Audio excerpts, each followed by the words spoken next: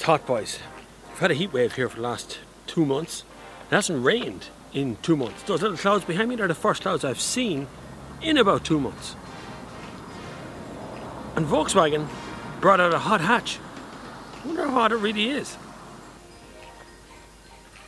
200 horsepower coming from a 2-litre TFSI engine, all bundled up in the size of a VW Polo, which thereabouts is about the size of a Mark II Volkswagen Golf, which means it's about the same size and shape as a Mark II GTI Golf. And that's where things got pretty interesting. There she is right behind me, a TFSI 200 horsepower Polo GTI.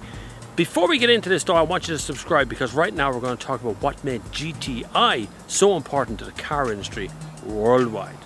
Toyota, Datsun, Pinto, Vega, Honda, Fiat were all considered the Volkswagen Rabbit made it.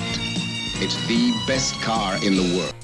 It was the Golf GTI that started it all. Volkswagen didn't think there was a market for a fast version of a Golf, so they just got a bigger engine and put it in a Golf and then called it a GTI. The first car called GTI was the Maserati 3500 GTI, the Golf was the second, and the Peugeot 205 GTI came third. In 1975, the everyman car that was the Golf became the hot hatch that we all desire today. And now there's a Golf GTI, Polo GTI and Up GTI. But has the GTI brand been diluted somewhat? So you see why it's important to talk about the GTI image first of all, because it's been around for a very, very long time and people don't really understand why it is that the letters GTI really set the trend for so many decades. It was the pinnacle of what Volkswagen could do and what a hot hatch is like.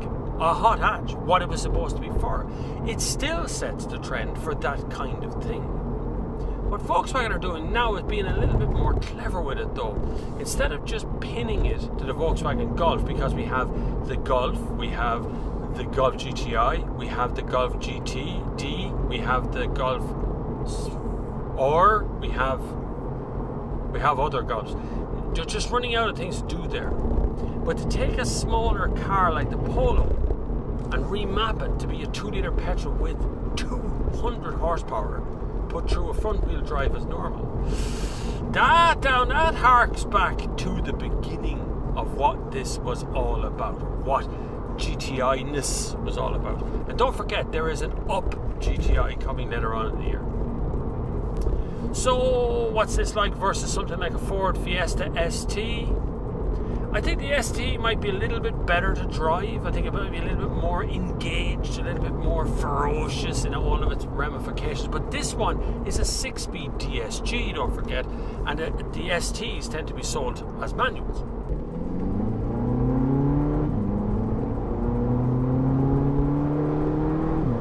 It's just effortless. It's just, there's no effort involved in getting the car to go faster. It really isn't. It's funny. Even when you go into mode here, and I'm in sport now, so I'm going to go back there. Sport, right? That's sport mode. So if you let the car do its thing, it's going to try and get me to 60 quickly. Oh, it's such a joyful little fizzy, buzzy little noise that's always going on in the background. I love it. And yet, it's not bumping me to death in here.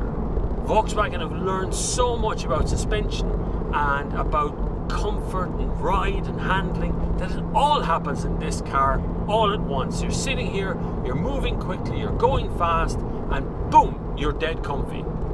It really does pay off. That cross-pollination that they've got with the Audi Volkswagen group doing all that sort of stuff really has paid off, and this is paying dividends here. But why should you buy one? Like, I mean, seriously, this thing is nearly 40 grand, right? It's between kind of 35 to 40 grand would get you one of these things.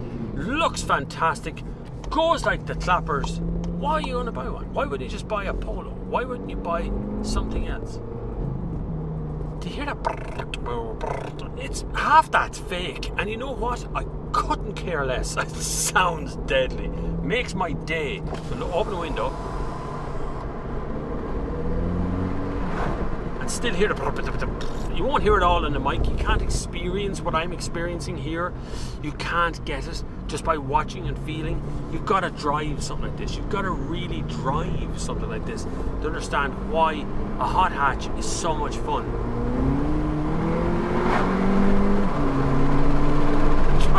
It desperately tries to tear its own tires off. I love cars like this. They outperform themselves. It's like someone said, just make a GTI Polo. Just make it. It's fine. Make it. Nobody checked on their work from there on out, and then just ended up with a lunatic machine that just goes everywhere at lightning speed. But practicality-wise, so in the original GTIs, you got basically nothing. Light, weight was everything. That's all that really mattered. In this, yes, lightweight still matters. They still want things to be a little bit lighter, but you still get the checker seats.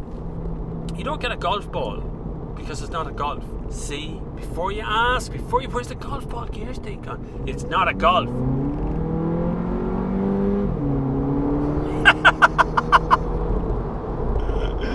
It's an adventure, just overtaking a cyclist.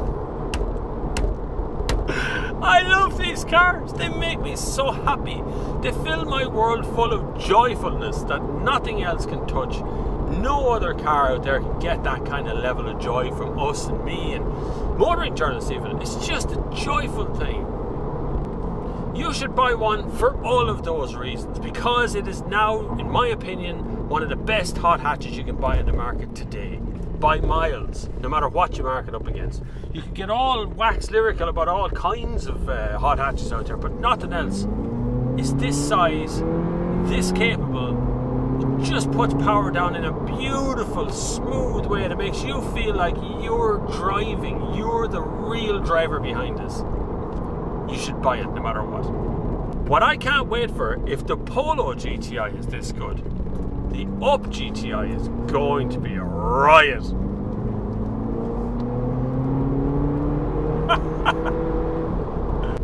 So look it, thanks very much for watching. I really hope you've subscribed at this point. That's all I ever really require. But if you can support the channel in some way, there are links down below. But until the next time, I will see you on the far side.